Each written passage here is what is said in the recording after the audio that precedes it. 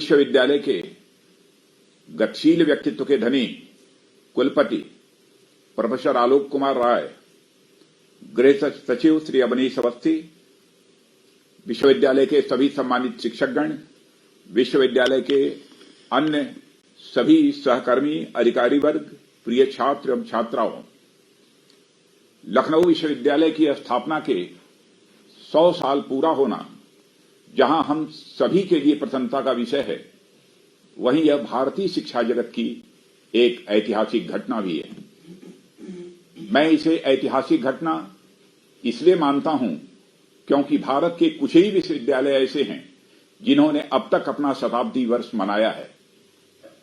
यह लखनऊ विश्वविद्यालय भारत के सर्वाधिक पुराने शिक्षण संस्थाओं में से एक है और यह संस्था 1862-63 के आसपास कैनिंग कॉलेज के रूप में प्रारंभ हुई और 1920 में विश्वविद्यालय के रूप में यह परिवर्तित हुई।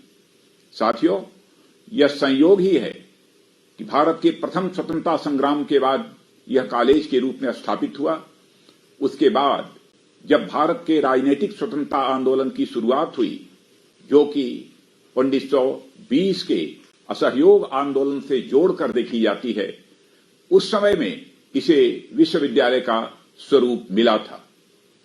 यानी भारतीय राष्ट्र की चेतना के विकास क्रम के साथ विश्वविद्यालय के विकास क्रम का यह अद्भुत संयोग दिख रहा है। जब कोई संस्था 100 साल पूरे करती है तो यह उस संस्थान की मजबूती और प्रतिष्ठा से तो जुड़ती ही है, साथ ही यह घटना उस संस्थान की गौरवशाली परंपरा को भी एक नया स्वरूप प्रदान करती है। जब कोई संस्थान इतने लंबे समय तक न केवल सरवाइव करने में बल्कि थ्राइव करने में भी सफल रहा, तो यह इस बात का प्रमाण है कि उस संस्थान के फाउंडेशन वैल्यूज महान और टाइमलेस होंगे। मित्रों, लखनऊ विश्वविद्यालय का 100 वर्षों का इतिहास यदि हम पलट कर देखें तो हम पाएंगे कि एक से एक महान शख्सियतें इस विश्वविद्यालय परिसर में पली हैं, बढ़ी हैं।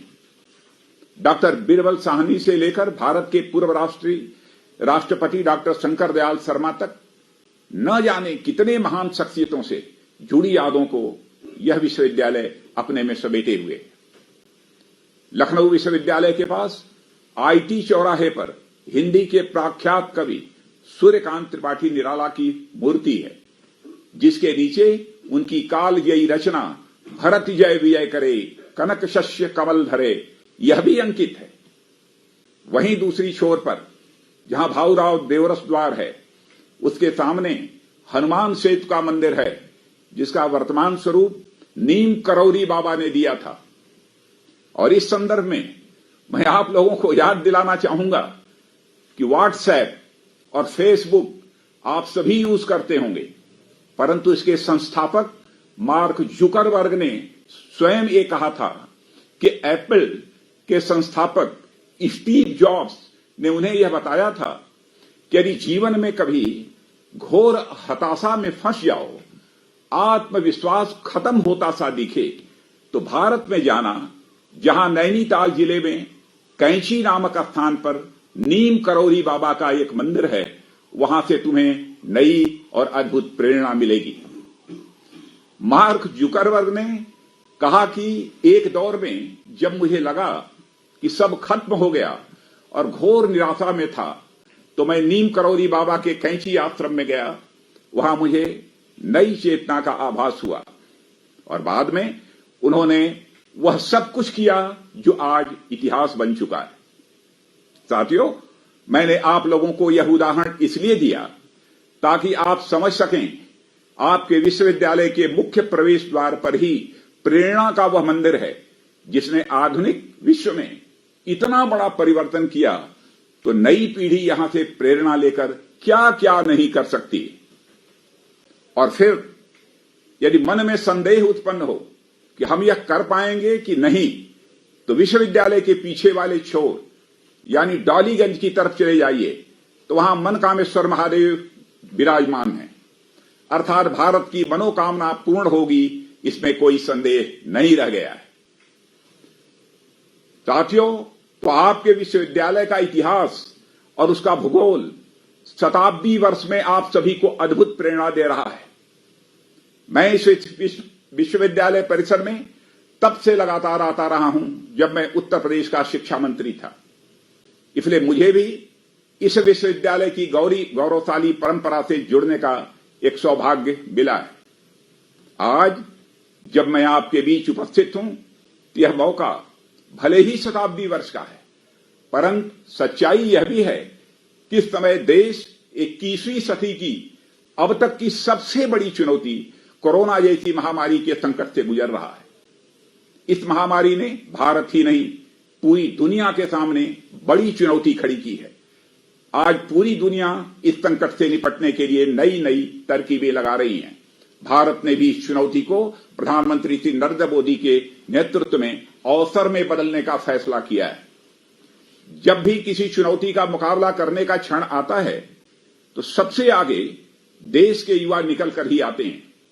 कोरोना संकट से निपटने में जहां डॉक्टरों और पैरामेडिक स्टाफ, सफाई कर्मी, सुरक्षा कर्मी आदि ने बहुत बड़ी भूमिका निभाई है, वहीं बड़ी संख्या में युवाओं ने भी कोरोना वॉरियर्स के रूप में काम किया है।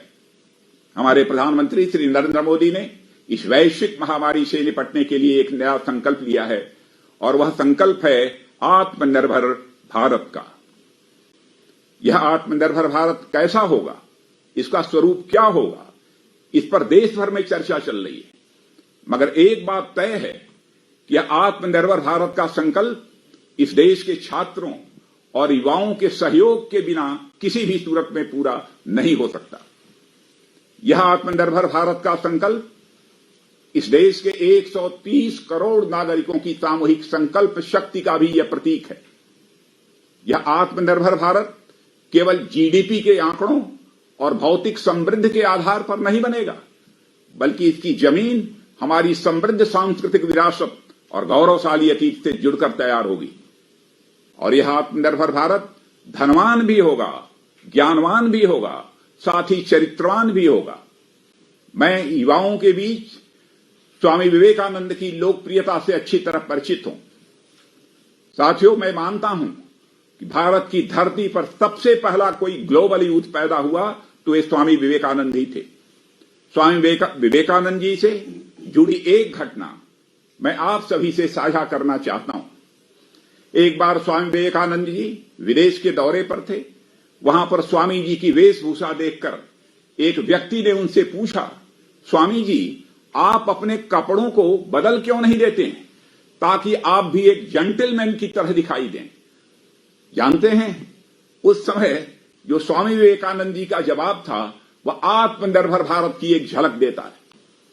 उन्होंने कहा कि महोदय, in your country tailor makes the man, but in our country character makes the man. यह स्वामी विवेकानंद ने कहा था। मेरे युवा साथियों, स्वामी विवेकानंद जी की यही बात आपको अपने जीवन में उतारनी है। आपको ज्ञान, धन और संपदा के साथ साथ अपनी कैरेक्टर बिल्डिंग पर भी उतना ही ध्यान देना है। जैसा कि मैं हमेशा कहता हूं, जहां आपका चरित्र और आपके संस्कार आपको ऊंचाई देते हैं, वहीं आपकी संस्कृति है जो आपको गहराई भी देती है। मैं देश की युवा शक्ति पर उम्मीद इसलिए रखता हूं क्योंकि जैसे 19वीं शताब्दी में स्वामी विवेकानंद ने पूरी दुनिया में भारत की एक पहचान बनाई थी, वैसे ही 21वीं सदी में भारत को नई पहचान देने की क्षमता आप सभी में है। अब जिम्मेदारी आपके कंधों पर है। जब आप आगे बढ़ेंगे तो भारत का भविष्य आगे बढ़ेगा। आप सौभाग्यशाली हैं कि अपनी इस यात्रा में आप अकेले नहीं हैं, क्योंकि आपके साथ साथ भारत की हजारों साल पुरानी संस्कृति की एक बहुत बड़ी ताकत आपके साथ खड़ी है। इससे आपका आत्मविश्वास जगेगा और इसी आत्मविश्वास के बल पर एक नए भारत जो आत्मनिर्भर भारत भी होगा, उसका हम सब मिलकर निर्माण करेंगे। इस काम में हमारे प्रधानमंत्री जी के नेतृत्व वाली सरकार पूरी तरह आपके साथ खड़ी है। हमारा भारत भविष्य की चुनौतियों का नए आत्मविश्वास के साथ कामना कर सके, इसके लिए हम जीवन के हर क्षेत्र में बड़े पैमाने पर रिफॉर्म्स कर रहे हैं।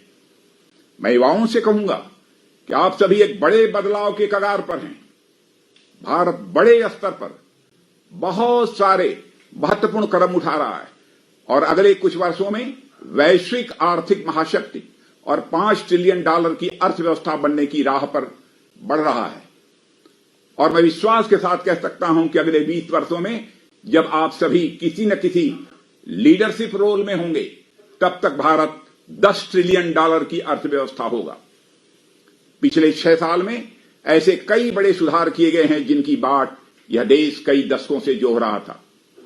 चाहे उद्योग के क्षेत्र हों, बैंकिंग के क्षेत्र हों, व्यापार के क्षेत्र हों, कृषि के क्षेत्र हों, रक्षा और सुरक्षा के क्षेत्र हों या फिर श्रम सुधारों की हम बात करें, सभी जगह व्यापक सुधार किए गए हैं।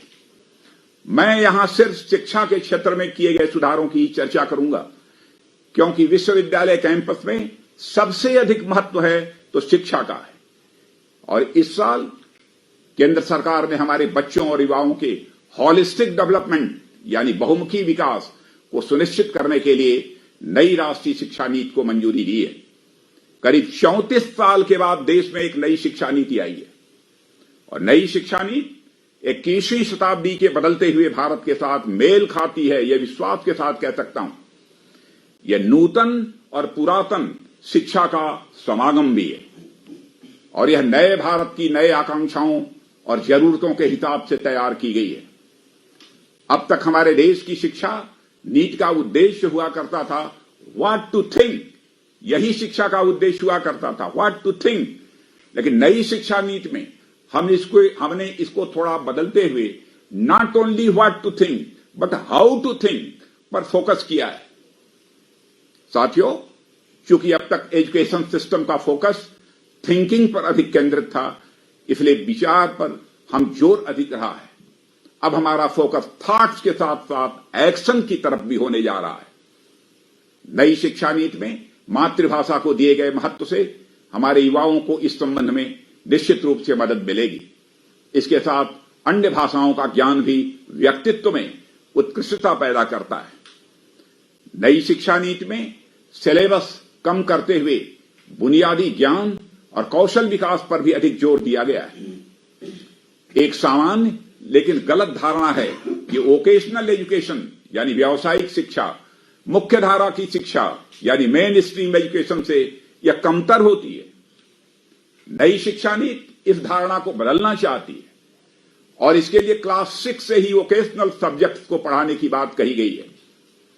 नई शिक्षा नीति भारतीय शिक्षा जगत में किया गया ऐसा सुधार है जिसके दूरगामी परिणाम इस देश पे होने वाले हैं। प्राथमिक विद्यालयों से लेकर विश्वविद्यालयों तक इस नई शिक्षा नीति के प्रभावों को आने वाले समय में महसूस किया जाएगा, यह बात मैं विश्वास के साथ कह सकता हूं। लखनऊ विश्वविद्यालय ने अनेक प्रतिभा संपन्न विभूतियां इस देश को दी हैं और मुझे यह लगता है कि अब विज्ञान की नई शाखाओं में भी यह अनुसंधान होना चाहिए।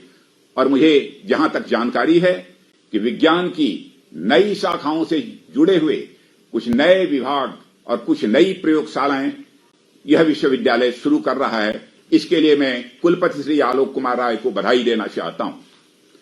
लखनऊ विश्वविद्यालय का 100 वर्षों का इतिहास तो गौरवशाली रहा है, मगर भविष्य उससे भी अधिक गौरवशाली हो, इसके लिए इस विश्वविद्यालय को भविष्य के साथ अपने बदलाव की प्रक्रिया को भी जारी रखना चाहिए, यह मेरा सुझाव है।